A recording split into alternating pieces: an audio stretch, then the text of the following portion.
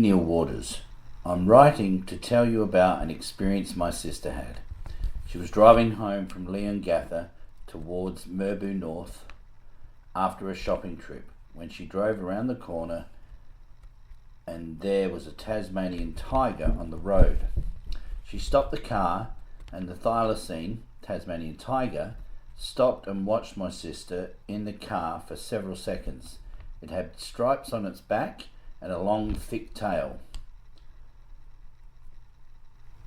She then continued off down the road, down the bank, and it then continued off down the road, down the bank, and into the scrub. This happened approximately 20 years ago. My sister didn't report the sighting because she was frightened about hunters hunting after it. I showed her the photo in the Post magazine I had, and she said that's what she had seen. P.S. I can only report that thylacines have been heard at night at the Holden testing grounds at Lang Lang. This would be some time ago. Let me know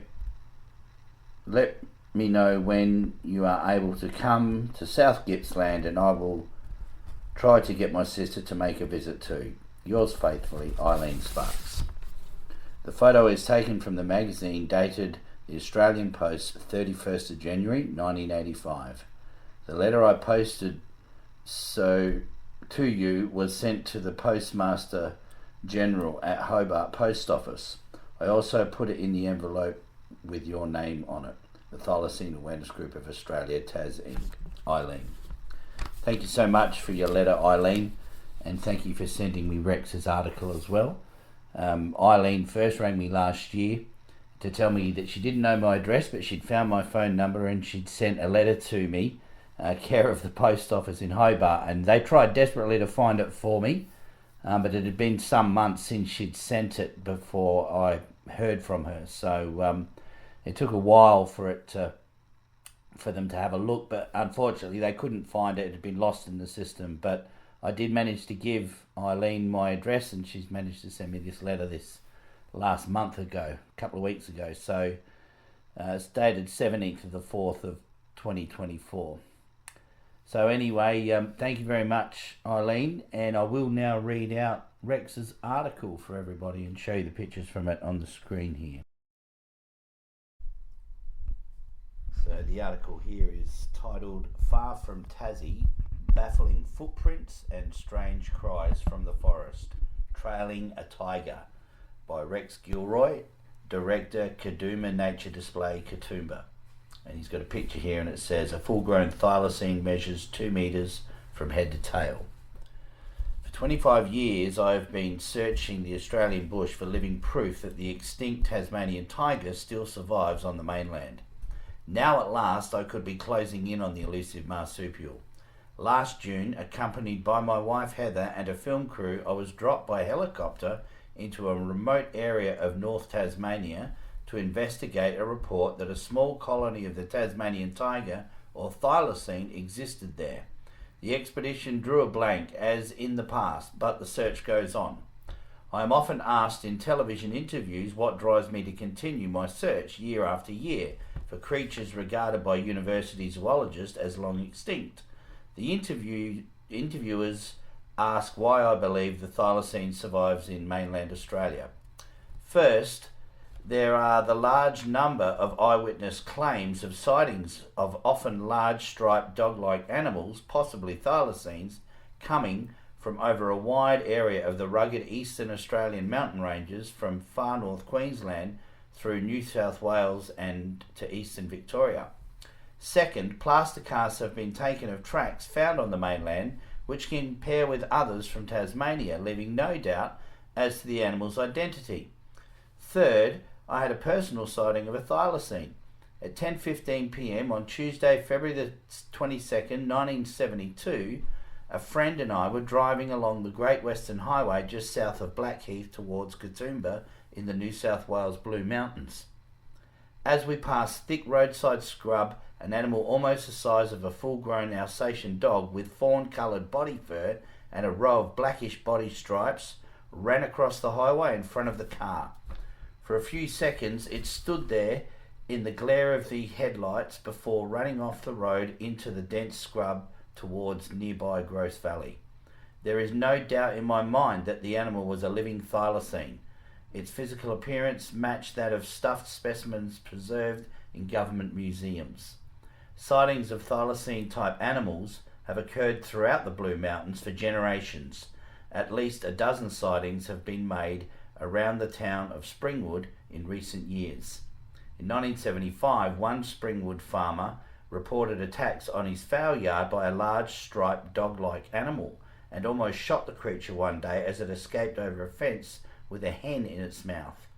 During April 1983, such an animal was reported making raids on a Canimbla Valley farm. In March 1982, a camper sighted a thylacine-like animal drinking from a creek in the Gross Valley. I later led some naturalists on a search of the area, hoping to locate a possible tiger lair, but after 3 days of fruitless effort, fighting our way through impenetrable terrain, we were forced to give up. The camper described the animal he saw as being 2 meters long, with greyish body fur, coloration can vary, displaying about a dozen blackish stripes extending down the body. A full-grown thylacine measures 2 meters from head to tail, standing about 55 centimeters, with a rigid kangaroo-like tail which does not wag. The body narrows at the flanks like a greyhound, and the male has a larger and thinner face than the female. The number of stripes can differ with sexes. Males tend to have from 9 to 11, beginning at mid-back and ending at the tail rump, while female stripes number 8 to 22, beginning at the neck base and ending at the rump.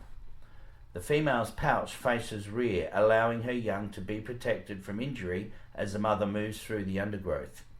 These creatures are secretive, and with the inaccessibility of their mountainous habitats, it is no wonder little evidence of their survival is available to researchers. It is difficult to arrive at exact population figures for mainland tiger colonies, but small colonies of 4 to 8 individuals could exist in remote areas of eastern Australia. There could be a population of at least 400, but this is inconclusive. Their breeding habits are largely unknown. Early observations suggest mating occurs in summer when 3 or 4 young are born. Some breeding occurs throughout the year, since the young were found in the pouch at all months of the year. The young probably have a life in the pouch of about 4 months and then run with the mother, hiding while she hunts for food. The last known tiger was killed by Wilfred Batty on his Morbana farm in 1930, and the last captive specimen died in the Hobart Zoo in 1934. Despite scientific claims to the contrary, mainland sightings persist, and the number of Blue Mountain sightings long ago convinced me to concentrate my investigations there. North of the Gross Valley lies a vast and still largely unexplored wilderness, an eerie region of forest-covered mountains, valleys and swamps. In January 1983, a group of hikers were camped on a mountainside when they were woken by strange cries from the nearby forest.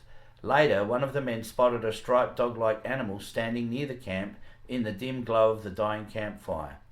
In September 1983, I led a search into this region accompanied by expert bushmen Rod Gurney and Robert Ashworth and several assistants in a convoy of four-wheel drive vehicles. While searching the muddy bank of a remote swamp for signs of animals, we came across tracks left by various marsupials. We also found 2 unusual sets of tracks. These superficially resembled those of a dog but displayed marsupial features. Plaster casts were made and later matched with others found in Tasmania in 1974, whose peculiar paw structure identified them as thylacine. We returned to the swamp last February and found more evidence. The swamp is surrounded by dense scrub at the foot of a deep gully encased by steep cliffs. There is a maze of rock crevices and caverns in which any animal could live unseen, and it is into this gully that the tiger tracks led. About the edge of the swamp, I found another set of tiger tracks. This animal had walked around the edge of the swamp before, drinking, then retraced its steps back towards the gully. Later, above the gully, during a detailed search for more evidence, we came across tracks of a full-grown animal, an apparent female, beside which were the smaller tracks of a young cub. These tracks were at least several hours old. However, in the dense scrub we came across signs of a scuffle over a large area between a wild pig and a thylacine, as indicated by the dozens of tracks embedded in the soil. These were only half an hour old and led deep into the dense forest. Nearby we found a pile of day-old excrement containing pig bristles and crushed pig bone, had it been left by a thylacine. It is obvious a colony of 6 to 8 of these creatures exists in the gully. A photographic surveillance of the swamp is being set up in the hope of capturing at least one tiger on film. And then there's a photo of Rex here measuring some tracks. Another photograph there of some of Rex's plaster casts. And then down below that there's a photograph of the four-wheel drives out in the scrub back in the day. And it says north of the Gross Valley where the tracks have been found. So awesome stuff.